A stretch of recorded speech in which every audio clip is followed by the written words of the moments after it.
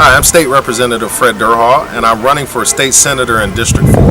The boundaries go to 8 Mile in Van Dyke, to 8 Mile in the Lodge, down to Southwest Detroit, to Lincoln Park, Allen Park, and Southgate.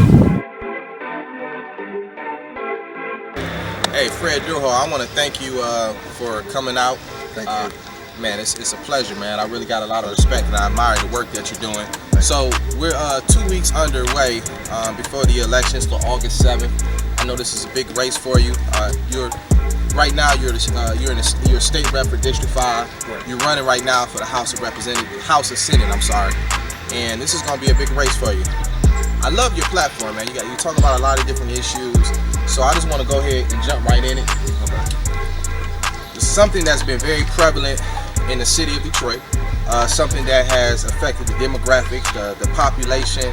When we're talking about, we got people that live here that actually uses other addresses outside of the city, so they don't have to pay the high rates of auto insurance. Right. We've had many people in the past come, say that they're going to fix it, that they're going to lower the rates, different proposals, but no one has been able to really fix the problem. There's a red line in the city of Detroit when it comes to auto insurance. What are we going to do about it, Fred? What steps can we take? Do you have a plan? If you don't have a plan, are you willing to take some steps forward collectively to create a plan that's feasible for the city of Detroit? Well, first let me say I appreciate you for even coming out here to talk about that. And I think you're right. That is one of the biggest issues that we face here in our state, and particularly our city, when it comes to auto insurance. And one of the issues why is because of the systemic discrimination that goes on here in our city.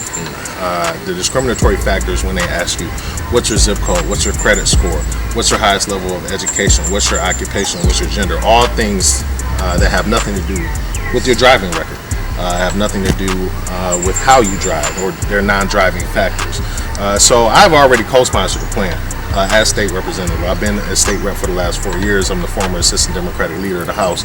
But this term that we're in right now, co-sponsored a 12-bill package. It's a bipartisan package that lowers auto insurance rates, and it's called the Fair and Affordable Plan. And one of the things that it does, it addresses the systemic discrimination. It removes those non-driving factors when it comes to determining a rate for your auto insurance. It creates a fraud prevention authority as well.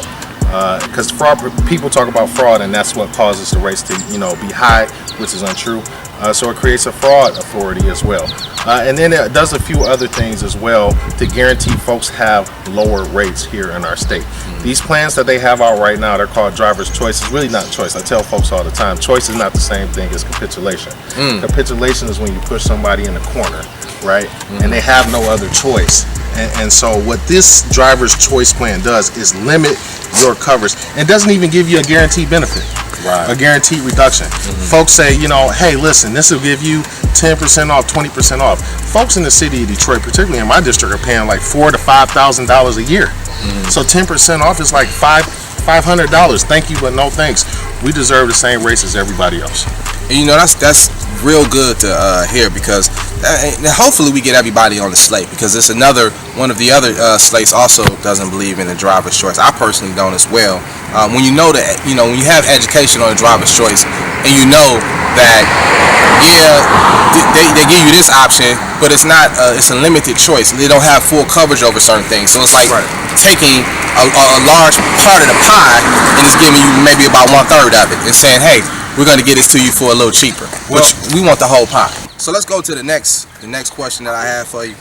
A lot of citizens are being pushed out due to not being able to afford some of these, new houses and new development that's coming in. Are you supportive of, affordable housing? When it's, that's been proposed. I know Mary Sheffield came up with one about a year ago. Do you have anything, or are you an advocate for anything when it comes to affordable housing? I think affordable housing is very important. First of all, let me say, some folks don't believe gentrification is real, and it is very real. One of my main concerns as a legislator, as we look at businesses and corporations coming into the city, one is community benefits. I think that is a very huge issue Yes. that we have to have. Businesses coming in have to have relationships with the communities that they're coming into. I am for building new houses, new housing, and new development. But I think we also have to be sensitive to the nature that there have been folks here 40, 50, 60 years, particularly after the 67 incidents, that have been hanging on.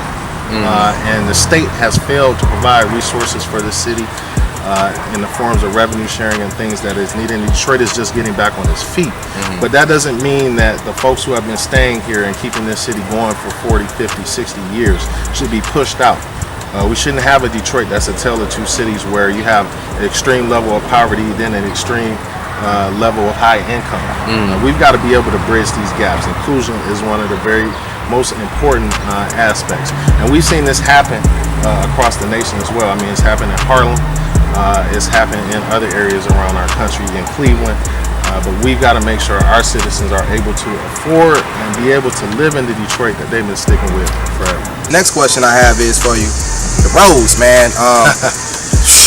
It's hard, man. I mean, I honestly think that Detroit, Michigan has probably, if not in the top two, the worst roads in the country. I mean, it's horrible. I mean, if you're driving, if you have a car and you own it and you've been driving in Michigan for over 3 years, it's pretty safe to say you're gonna have to get some body work done to it. I mean, these potholes are crazy, man. What can we do, Fred? Is it something that we can do about it? I mean, what's going on with that? Well, I think the number one thing that we have to do is investment.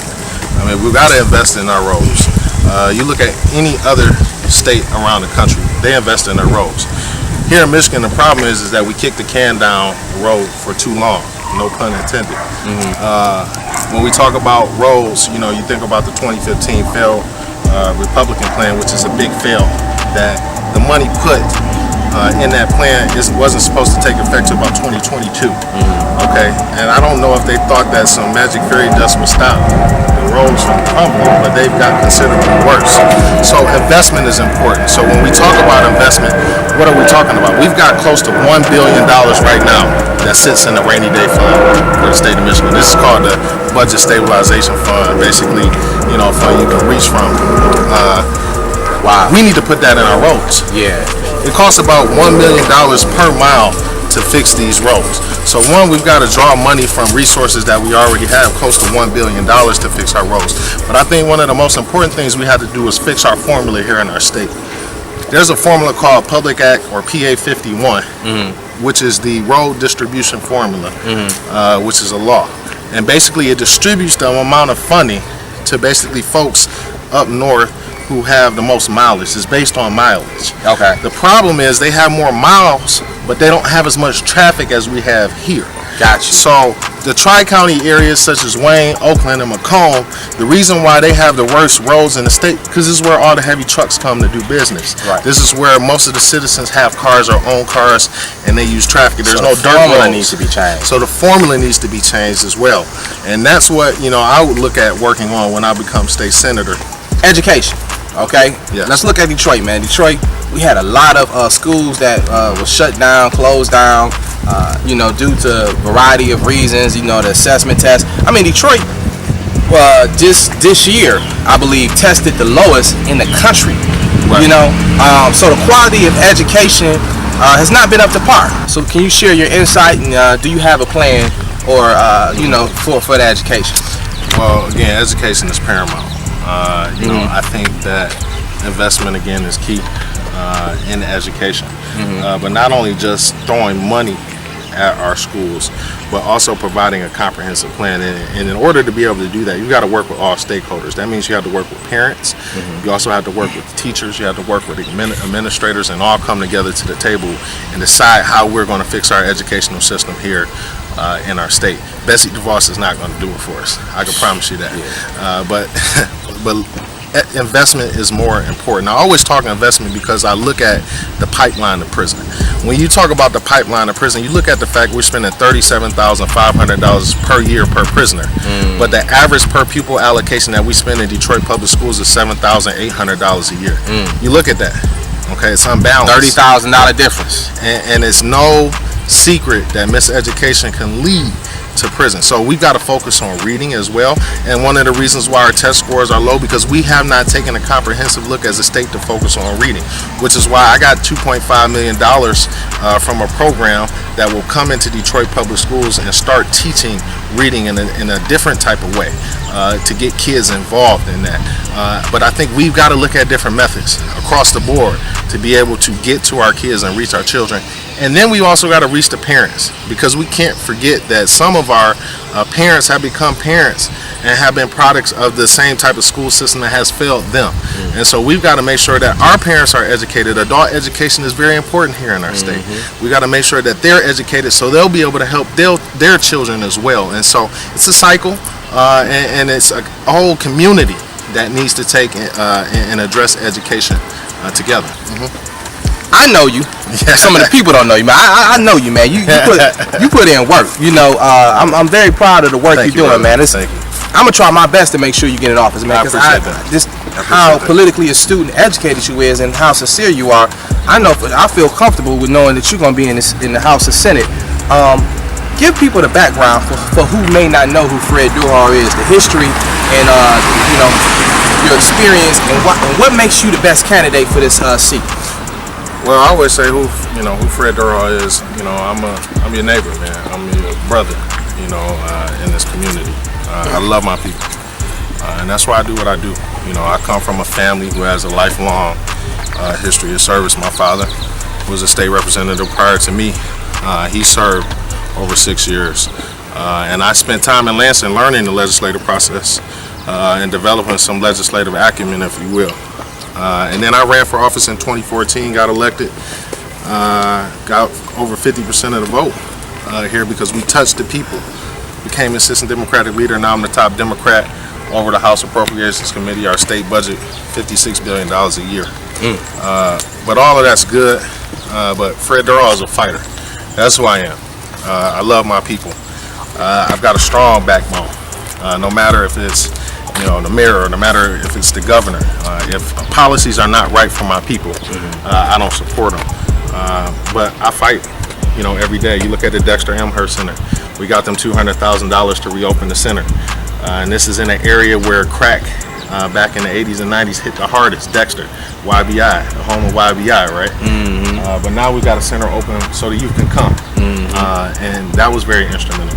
We talk about saving programs like Flip the Script, which is a program designed to derail the pipeline of prison. I'm the guy that saves that funding every year, $2.5 million. Wow. I work with my colleagues to do that. Same thing with Focus Hope. And then the same thing with the DAPSET program, which helps and teaches our kids STEM, science, technology, engineering, and mathematics. We work and fight to save that program every year when Republicans try to cut it. And so Durhal is somebody who delivers. Well, Fred, man, it's been a pleasure. It's been an honor. Thank you, man. You coming out, man. Appreciate that. Oh, man, I really do. Y'all make sure y'all vote for Fred Durhal, House of State Senate, State Senator, District 4. District 4.